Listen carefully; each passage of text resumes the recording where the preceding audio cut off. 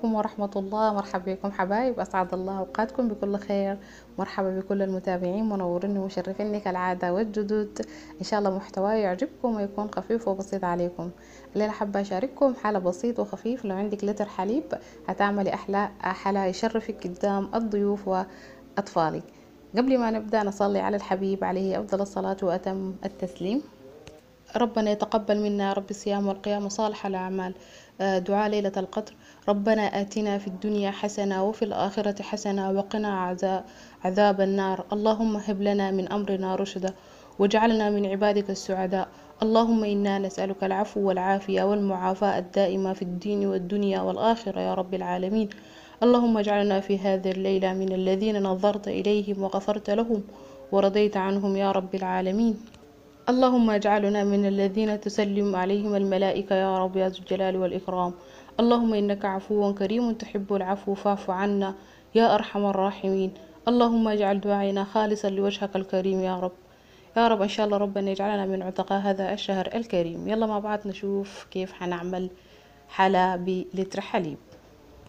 يلا كل واحد على حسب الكمية اللي هيعملها. انا عملت عندي لتر حليب، اخدت خطيت له 3 ملاعق دقيق وملعقة كاكاو وملعقة نشا. ملعقة نشا لانه النشا كان كترتيها هيبقى ليكي كتل كتل، فعشان كده تحطي الملعقة الدقيق اكتر. يلا شايفين كيف دي الحاجات كلها حطيتها مع بعض. دي ملعقة نشا. اجي امزج الحاجات. يلا اجي احط عليهم السكر. عندي هنا السكر على حسب الكمية.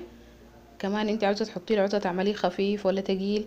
برضو السكر ما عنده مقادير، لكن للتر بس اهم شيء انه تحطي 3 ملاعق من الدقيق. يلا اجي امزج الحاجات كلها مع بعض زي ما شايفينه كيف بسيط ومرة حلو. ما بياخد من زمنك 10 دقايق. امزج الحاجات كلها كويس مع بعض. شايفينها كيف خلاص بعد ما مزجتها كلها، الحليب والدقيق والنشا. يلا اجي احطها على النار، تكون نار هادئة، وافضل اقلب فيها يعني ما اوقف عشان ما تعمل لي كتل، عشان تكون كلها نفس القوام. لما تديني القوام شايفينها كيف فوق النار، نار هادئة مرة. يلا اقلب فيها لما تديني القوام اللي انا عاوزاه. شايفينها كيف ما احلاها. خلاص اجي احط عليها ملعقة نوتيلا. حتى لو ما عندك عادي، فلو عندك شوكولاتة عادية ترميها فيها كمان. الشوكولاتة برضو بتديها طعم مرة حلو. يا اما حليب مكثف، كمان جربتها بحليب المكثف مرة حلوة كانت. ويلا نسيت ما صورت لكم فانيليا. بعد ما خلاص نزلتها حطيت عليها فانيليا. اجي احط قبل ما اكبها اجي احط بسكوت.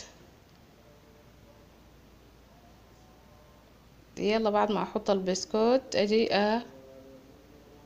احط عليها الحلا. شايفينه كيف ما احلاه، شكله وطعمه كله حلو. يلا كلها بنفس الطريقة اجي احط عليها. بعد ما خلاص خدتيها بعدين للتزيين، يلا لو حابة تزينها زي ما بيقولوا الاكل شوف يعني، هي كده من غير اي شيء طعمها مرة حلو. لكن لو عاوزة تزينيها فبالشيء المتوفر عندك. انا في مرة زينتها بالنارجين او جوز الهند، وحسيت دي الحاجات المتوفرة عندي. زينتها في جزء بالبسكوت وجزء بالفراولة وبشرايح التفاح. شايفينها ده الشكل النهائي ليها. اتمنى تكون عجبتكم وتكونوا مستفيدين منها. وحتى لو كان عملتوها قبل كده بشوفوا طريقتي اللي انا قاعد اعملها بيها. في امان الله. لا تنسوا دعمي بلايك يا حبايب. الله يسعدكم، وشيروا الفيديو مع اصدقائكم عشان بيكم حنكبر ان شاء الله.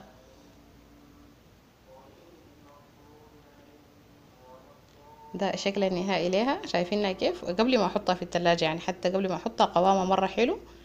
شايفين ما احلاها. شكرا، مع السلامة.